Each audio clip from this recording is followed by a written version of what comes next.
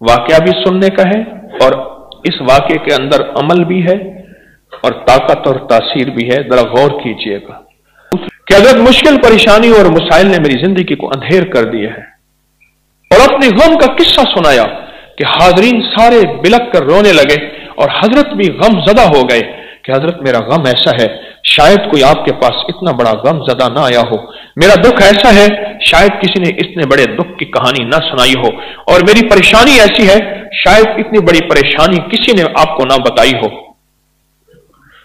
हजरत कुछ देर खामोश रहे, फरमाने लगे, मुझे तेरे जिस्म का कोई हिस्सा चाहिए। अपनी उंगलियों में से कुछ हिस्सा काट के दे दे और पांव और हाथों की उंगलियों में से कुछ हिस्सा मुझे काट के दे दे तो तेरा काम हो जाएगा। अब वो उसकी परेशानी पहले तो वो थी, अब उसकी परेशानी और हो गई कि हाथों में से कैसे हिस्सा काटूं और पांव में से कैसे काटूं। तो हजरत फरमाने लगे कि इसके अलावा कोई हल नहीं है। अपने हाथों में से भी हिस्सा काट के दे दे, अपने पांव में से भी हिस्सा काट के दे दे, इसके अलावा कोई हल नहीं। अब हाथ और पांव के हिस्से चाहिए। बेचारा कह के वक्त आ गया, अब क्या करूं। असल में उसे वो गम भुलवाना था जिस गम को वो लेके आया था, और उसे अमल की असल हकीकत बतानी थी। ये जो आप नाखून काटते हैं ये जिस्म का हिस्सा है। बाल और नाखून ये दो चीजें हैं, ये जिस्म का हिस्सा है। और जब आप नाखून काटते हैं, अल्लाह ने इनके अंदर हिस्स नहीं रखी कटने की, वरना नाखून में आप रोज आपको चीखें। असल में जिस्म का हिस्सा चाहिए और ये जिस्म का हिस्सा लाजिम है।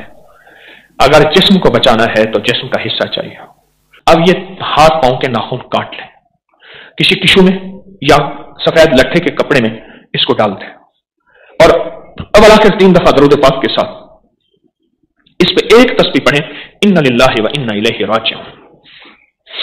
और इस तसव्वुर के साथ कि मौला मेरी जितनी मुसीबतें, कर्जे, बीमारियां, तकलीफें, जादू, जिन्नात, असरात, बंदिशें, नाकामियां, परेशानियां, मुश्किलात वाला सारी मर गई, खत्म हो गई।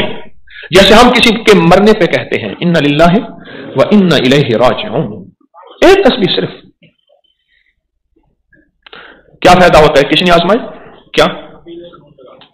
कफील ने खरूज लगा दिया, पासपोर्ट दबाया हुआ था, खरूज नहीं लगाता था। एक और कछड़ियां थी बगल में जो होती हैं गिल्टियां, वो खत्म हो गई जी, खामोश हो गया जी।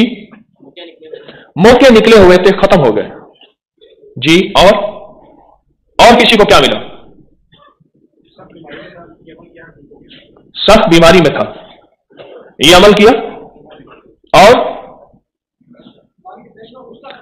दिमागी डिप्रेशन और गुस्सा खत्म हो गया।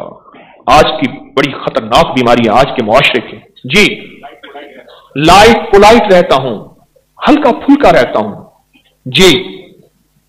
बोले क्या मिला, क्या पाया इस अमल से जी? जिस्म की कोई भी इल्लत हो और वह ना छूटती हो और उसको अगर छोड़ना है तो उसका इस अमल का साथ है। बस मेरी गुजारिश आपकी खिदमत में है, अजब अमल है, बहुत ताकतवर अमल है। तो शेख ने क्या फरमाया?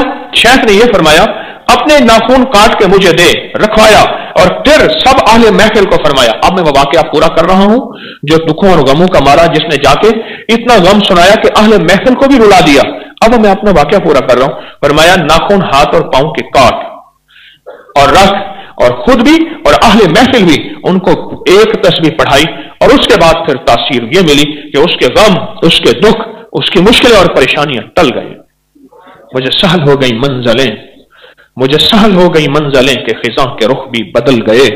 तेरा हाथ हाथ में आ गया तो चराग राह के भी जल गए।